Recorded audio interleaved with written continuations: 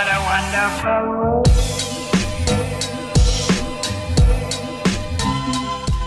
Hi everyone, my name is Mridul and welcome back to my channel and welcome to episode 2 of Girl Talk. So last month I posted my first ever Girl Talk very randomly. I just asked you guys for your questions and I started answering them on camera. I was a little bit nervous before posting it, but the response on that video blew me away and most of the comments were either that they wanted a part 2 or they wanted this to be a consistent part of my channel. So I've come to a conclusion that I'm gonna post this every other month because I don't want it too frequently as well, but I do want to cater to your demands. So yeah, this is part 2 of Girl Talk. Also, I will not be showing your questions like with your names henceforward, just to make it a little bit more private and personal, so that henceforward you guys feel comfortable sharing and sending in your questions.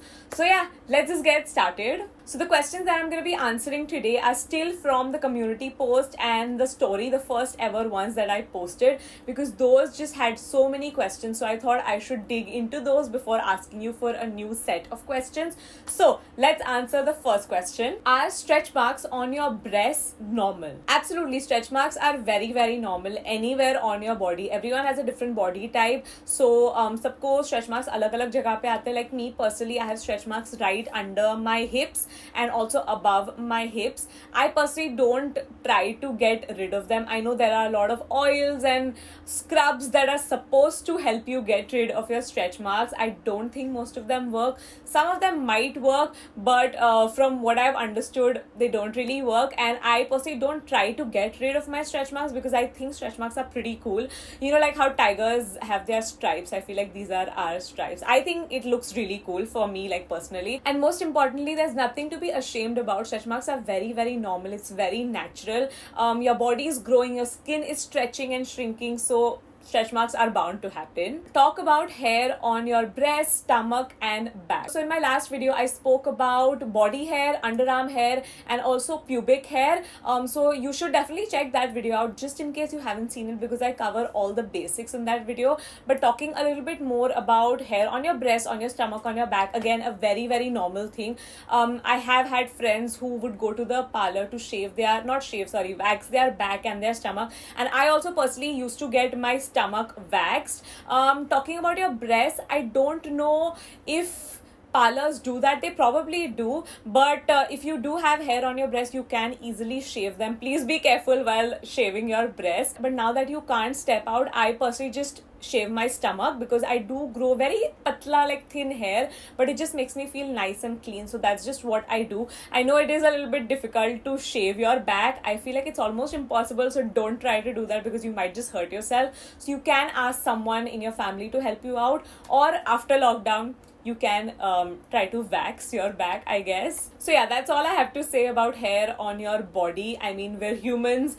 Some grow more hair, some grow less hair. It's very normal. What should I do if I have some pain in my breasts or nipples? I'll tell you what not to do. Do not Google your symptoms, and what to do is to go to a gynac. So I've been there.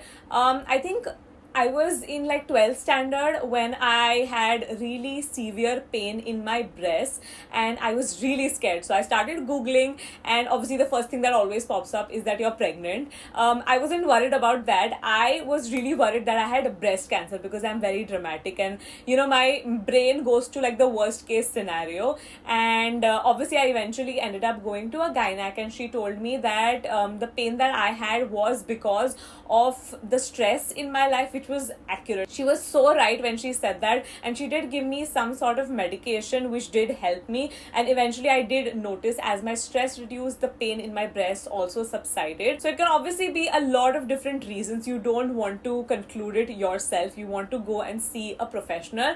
But if you do have breast pain, say a few days before your period is due, that's very natural. Personally, I also get very sensitive around my breast and my nipple, and my breast as a whole do like pain and get very sensitive, as I mentioned earlier. So that is very, very normal. But other than that, if you're having pain in your breast, you should definitely consult your gynac. What should I do about my dark, intimate area. Now this is again something which is very normal. It can be because of a lot of different reasons. Something as simple as you wearing super tight underwear that doesn't fit you, which doesn't allow any sort of ventilation. That could be one thing. Other than that, obviously there's hormonal reasons as well. I do not think you should use intimate lightening creams, because just in general using lightening and whitening creams is not good for your skin. Forget about the effect that it has on your mental health. I'm just talking purely in terms of what it does to your skin.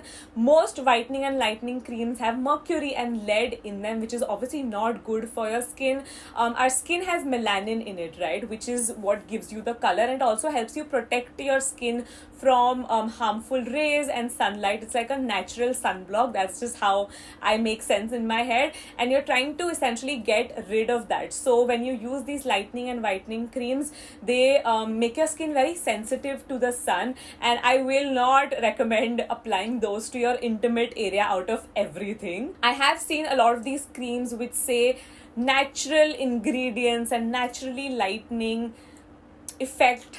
Just don't do it. It's not worth it, because these parts are very sensitive and you don't want to mess with these areas, especially if this is something that is making you very insecure. Then I would obviously recommend going to your gynec. They will have some alternatives, some solutions to the issues that you have.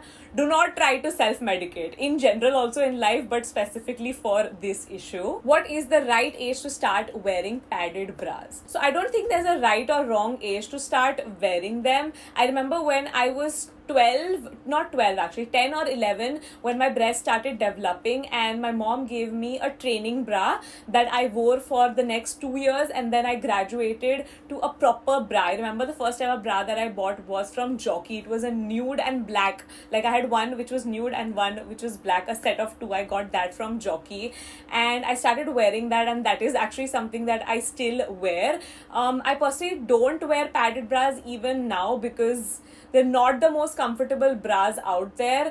Obviously, if you want to enhance your cleavage and if you want to wear low-cut tops, then wearing a padded bra makes sense.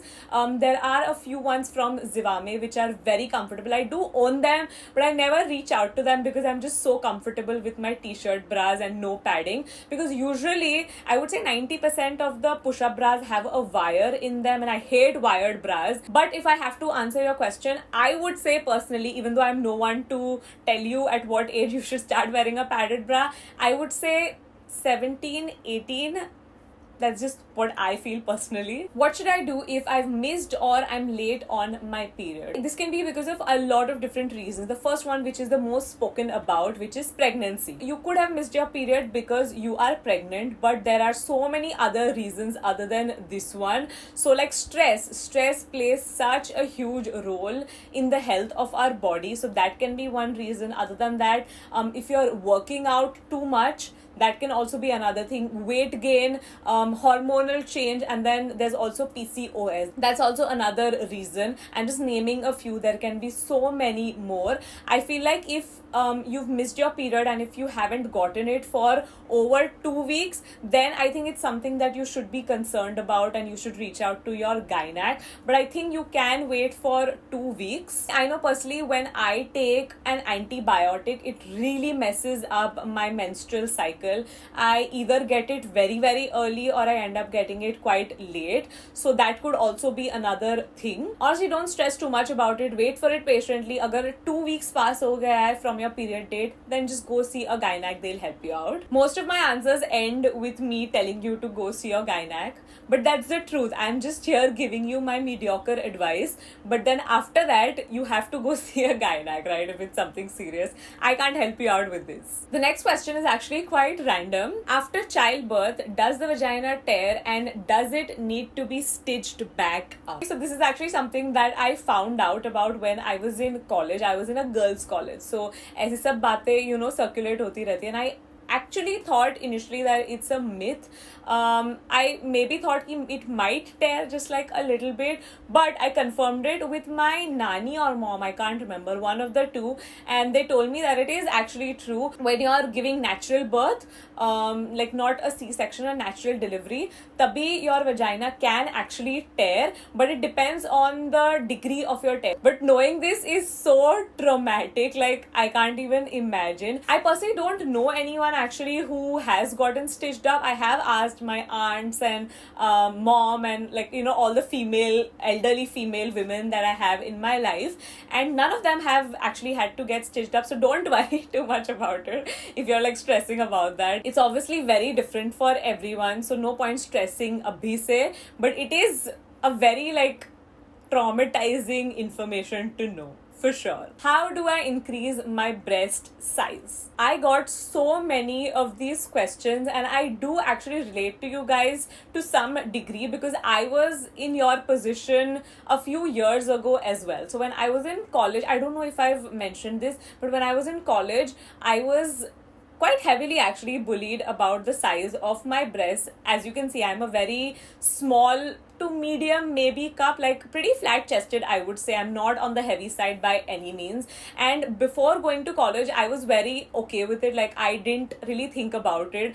I was like, yeah, I'm thin, I'm not gonna have like the biggest boobs in the world, and I was okay with it. But then when I went to college, I had a few female friends who made fun of me for having a flat chest, like it was something that I could control, and that made me very, very insecure to a point where I had actually started researching breast implants and plastic surgery and started saving also for it. Can you imagine how crazy is that? I have no problem with plastic surgery, but I feel like you shouldn't get plastic surgery because of other people, like because of other people putting you down. If it's something that you want within, it's all right. So all of that happened, and then thankfully I lost those friends. I moved on to a different college, and I just came to terms with the fact that this is my body and I need to embrace it. If you can start loving yourself and just embracing what you already have, it's going to be the best thing in the world, because no matter what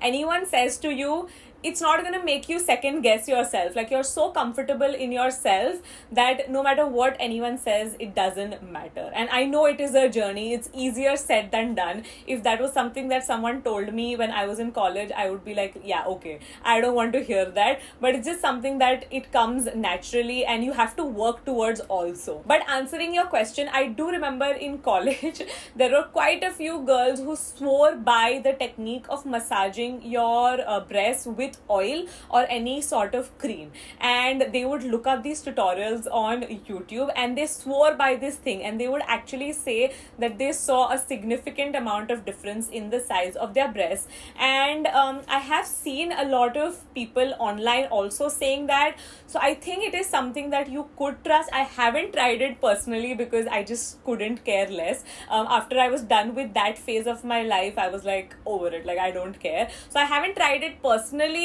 but there's no harm in trying it out, right? Because massaging your breast with oil is not harmful, not that I know of. So maybe try that out. Will menstrual cups or tampons take away my virginity? Now, the breaking of your hymen and losing your virginity are two different things. I know a lot of the times they're two considered the same thing, but actually that's not true. I'll simplify it for you. So what is the hymen? The hymen is a thin tissue which is located near the opening of your vagina, and it can break because of a lot of different reasons other than having sex. So it can be because of physical activity, if you're really into sports, if you exert yourself a lot.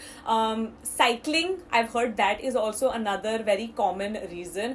So it can be a lot of different reasons, not necessarily having sex. So if your hymen breaks because of the following reasons that I mentioned earlier, or it can sometimes break because of inserting your tampon or menstrual cup.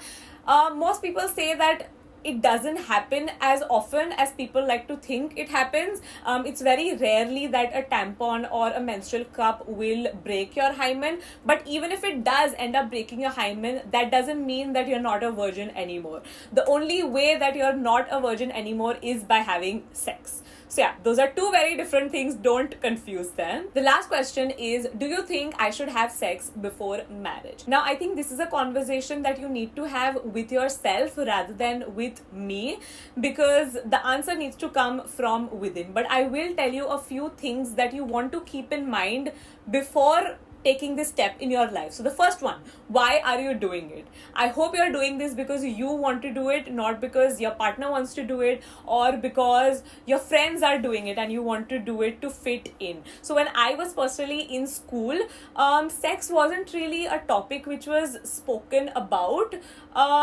It was spoken about a lot when I was in college. It was a very prevalent topic that everyone spoke about, but not so much when I was in school. But I do know now, currently, it's a very normal thing that people talk about, and also a lot of school kids do have sex. So I hope you're not doing this because everyone else is doing it. You most definitely want to do it for you. Secondly, please be safe about it. Don't do it without any contraceptives in mind. Do your research. Obviously, the most common one available is a condom. So you can either ask your partner or yourself to go buy one. Don't feel shy about buying it, because you might feel shy, but there might be worse consequences later on, so you don't want to regret later. And also make sure where you're doing it, you feel comfortable.